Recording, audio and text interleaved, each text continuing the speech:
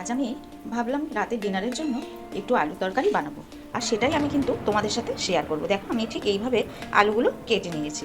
হ্যাঁ, এবার আমি পরপর কিভাবে এই আলুটা রান্না করব তোমাদের সাথে সেটাই দেখাচ্ছি। এবার আমি গ্যাসটা জ্বেলে এখানে একটা ফ্রাই প্যান বসিয়ে দিয়েছি। তাতে দেখো কিছু শুকনো মশলা দিয়েছি। এখানে দিয়েছি 4টে শুকনো লঙ্কা বীজ ছাড়িয়ে, যেহেতু আমার কাছে কাশ্মীরি লঙ্কা গোটা ছিল না সেই কারণে আমি এটা দেখো বীজটা ছাড়িয়ে নিয়েছি, নিয়ে আমি এটা দিয়েছি। কেন বীজ সমেত দিলে আলু কাটলিটা কিন্তু ঝাল হয়ে যেত। আর দিয়েছি এখানে কিছু গোলমরিচ, 1 চামচ গোটা জিরে, 1 চামচ মৌরি। এটা আমি একটু হালকা করে ভেজে নেব, তারপর আবার দেখাচ্ছি আমি কী করছি। দেখো এটা কিন্তু আমি এইভাবে ঠিক হালকাভাবে ভেজে নিচ্ছি। আমরা তো বলো আলুর তরকারি সাধারণত ঘরে করেই থাকি রুটি বা পরোটার সাথে খাওয়ার জন্য। একটু মাঝের মধ্যে যদি অন্যরকমভাবে করি বেশ কিন্তু ভালোই লাগে। দেখো আমার মশলাটা কিন্তু এই যে ভাজাও হয়ে গেছে, এটা আমি একটা প্লেটে এবার ঢেলে নিচ্ছি। এবার আমি এই প্যানের মধ্যে দিয়ে দিচ্ছি একটু সাদা তেল। হ্যাঁ, তেলটা একটু বেশি দিতে হবে যেহেতু আলুগুলো তেলেই ফ্রাই হবে। দেখো তেলটা গরম হয়ে গেছে, আমি কিন্তু ওতে দিয়ে দিলাম একটু কালো জিরে। এবার দেব, দেখো তেলে আমি দিয়ে দিলাম কিছু পরিমাণ পেঁয়াজ কুচি, পেঁয়াজ আর কাঁচা লঙ্কা, কালো জিরে। এবার দিয়ে পেঁয়াজটা আমি একটু ভালোভাবে ভেজে নেব।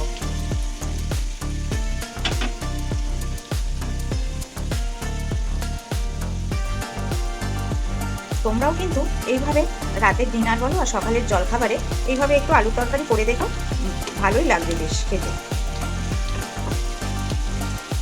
আমি মাঝে মধ্যেই এইভাবে আলু তরকারি বাড়িতে তৈরি করি, তাই ভাবলাম আজ আমি তোমাদের সাথে এটা একটু শেয়ার করে দিই।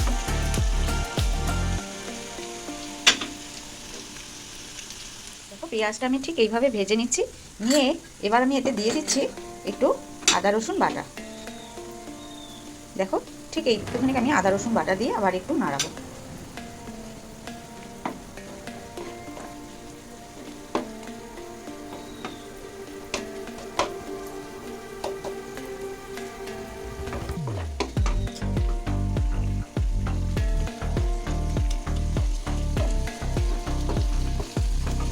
আদা রসুন বাটাটা আর পেঁয়াজটা যখন একটু আবার ভাজা ভাজা হবে তারপরে কিন্তু আমি আলুগুলো দেবো।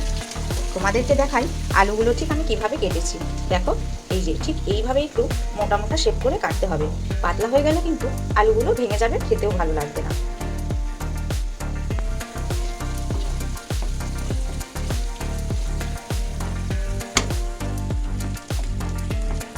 দেখো এখানে কিন্তু আমার আলুগুলো বেশ ভাজা ভাজা হয়ে গেছে, আর টমেটোটাও দেখো সুন্দর গলে গেছে। এবার আমি এখানে একটু ব্ল্যাক সল্ট একটু দেবো, এতে কি হয় টেস্টটা কিন্তু আর একটু ভালো আসে। সামান্য একটু ব্ল্যাক সল্ট দিলাম, দেখতেই পেলে। এবার কালারের জন্য একটু আমি কাশ্মীরি লঙ্কার গুঁড়ো দিচ্ছি।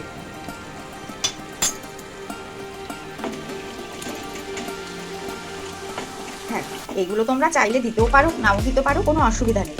তবে কিন্তু ওই ভাজা মশলাটা দিও, নইলে কিন্তু এই আলু কাটলির সেন্টটা কিন্তু আসবে না। যত সামান্য একটু মশলা দেখতে পেলে, একটু সামান্য মৌরি, একটু সামান্য গোটা জিরে, গোলমরিচ কয়েকটা, আর শুকনো লঙ্কা। শুকনো লঙ্কা বলতে বীজগুলো কিন্তু ছাড়িয়ে নেবে। এখানে কাশ্মীরি লঙ্কা দিলে গোটা ভালো হয়, যেহেতু আমার কাছে ছিল না আমি সেই কারণে বীজটা ফেলে দিয়ে লঙ্কাটা আমি ওর সাথে ভেজে নিয়েছি হালকা করে।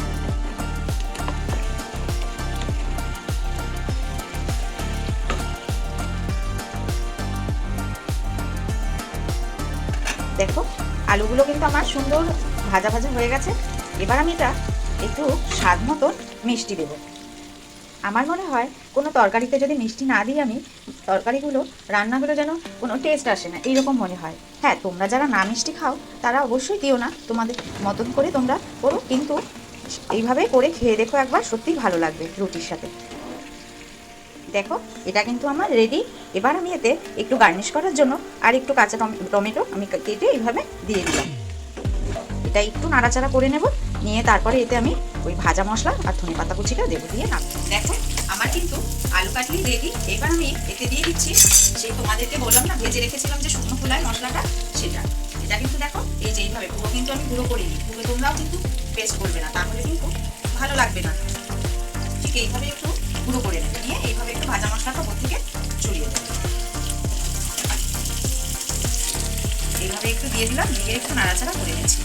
এবার আমি সবশেষে একটু ধনেপাতা কুচি দিয়ে দেবো। ব্যাস তৈরি আমার আলু কাটলি। এবার আমি ওইদিকে একটু ঝপাঝপ করে কয়েকটা রুটি করে নিয়ে আবার তোমাদেরকে দেখাচ্ছি। দেখো আমার আলু কাটলি আর রুটি কিন্তু তৈরি। তোমরাও কিন্তু এইভাবে সকালের টিফিন জলখাবারে বলো বা রাতের ডিনারে বলো একবার কিন্তু তৈরি করে দেখো, অবশ্যই ভালো লাগবে। এই ছিল আজকের রেসিপি, আলু কাটলি তার সাথে রুটি। তাহলে আজকে এই পর্যন্ত, আবারও দেখা হবে নতুন কোনো রেসিপিতে। আমি পিয়ালি, ভালো থাকবেন, সুস্থ থাকবেন।